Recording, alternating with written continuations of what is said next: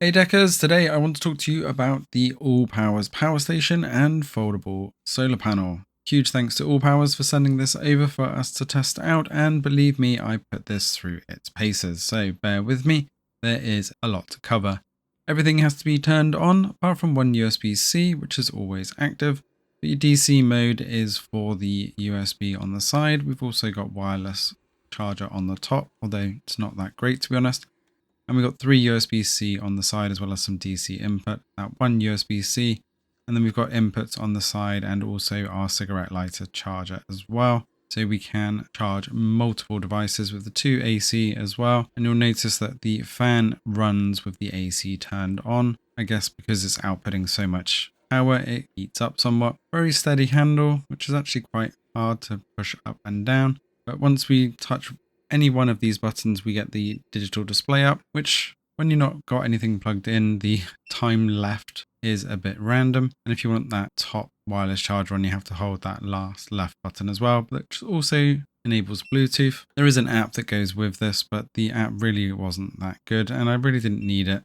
I can use everything without the app. So as you saw, without the DC or AC turned on, that USB-C on the side does fully charge. And if we want to use the AC, we have to press and hold for quite a long time, longer than the DC. Not quite sure why there's such a long change on that one. But the one thing I did want to point out, especially when using something like the 100-watt GAN charger from Ugreen, it does stick out a little bit. It's a little bit fiddly. If it does hang a little bit too far, it does disconnect, but for the most part, I was able to use it just fine. Normal plugs don't have that issue, but that's quite a long plug from Ugreen, but it does do the job very well, and you can charge so many devices off of this at once, which I'll show you a little bit later, just how much I pushed this to the limit. But overall, it is working absolutely fine, and you'll see that when we do actually start charging, we get the time remaining, and a fairly accurate one at that, the wattage, and very powerful LEDs, which come in very useful during camping, which I did take this on. As you can see, as the power draws up, and if we load this up live, you'll see as I plug my phone in, which is actually my camera, which is recording, you'll see that wattage going up and the time remaining start coming down. It was around 76% charge when I was recording this video. It's still fully loading this up. Had another USB-C charger on another phone. And even with all 3 devices charging, it's still only pushing around 56 watts. Now the max output of this is around 300 watts, so it's not a problem at all. It sits around 300 watt hours, which is very cool, and you'll see why that is a little bit later. The cutout protection is very good. If you do something stupid like try and plug a Hoover in, it does tally you off and cuts out, which is very useful. Now I did take this on a couple of long trips, and I did completely load this up with the Steam Deck, the ROG Ally, a phone on wireless, and everything running at the max. You'll see that I was pulling around 81 watts there, and below 50% it still said I'd have an hour charge.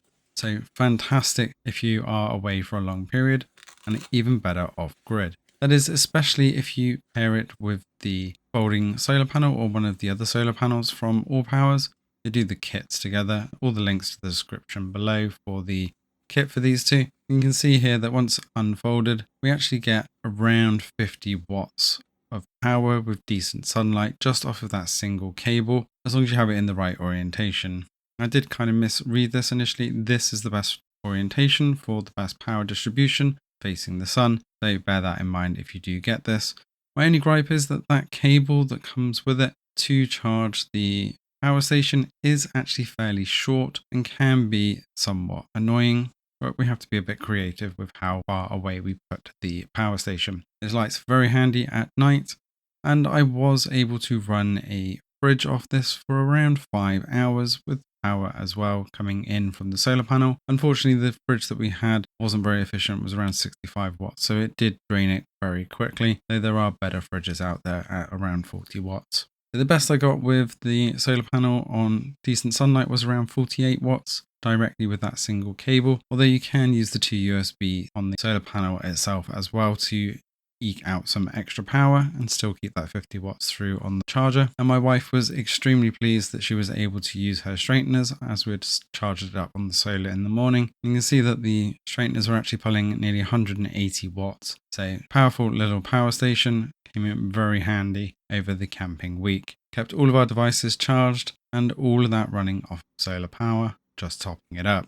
Unfortunately, the fridge was a little bit overkill, but we'll not bother with that next time. The solar panel chargers connectors are very well sealed, so if it does accidentally rain, you can get things away quite quickly, and you can run more than one panel in parallel. And if you buy the kit together with the power station, it comes with a ton of cables to charge up if you want to top the power station up on power with the standard AC charger. That's the connector between the two for the solar panel and charging the power station. As you can see, it's not as long as you'd think it'd be, especially as you'd want that solar panel a little bit further away. But then again, the longer the cable, the less efficient at charging it will be. So a bit of a tough one. And it even comes with clamp chargers, as well as tons of other USB-C and other connectors for other power stations to charge as well. Overall, I've been really impressed with both the ALLPOWERS solar panel and also the power station, and definitely one that I'll be taking off grid. And no, it's not flight safe. This is definitely better for people who are going camping or just going on long car trips that need devices charged on the way. Let us know if you're going to be picking these ones up or whether you'll be looking for something similar very soon. Thanks for watching, and see you in the next one.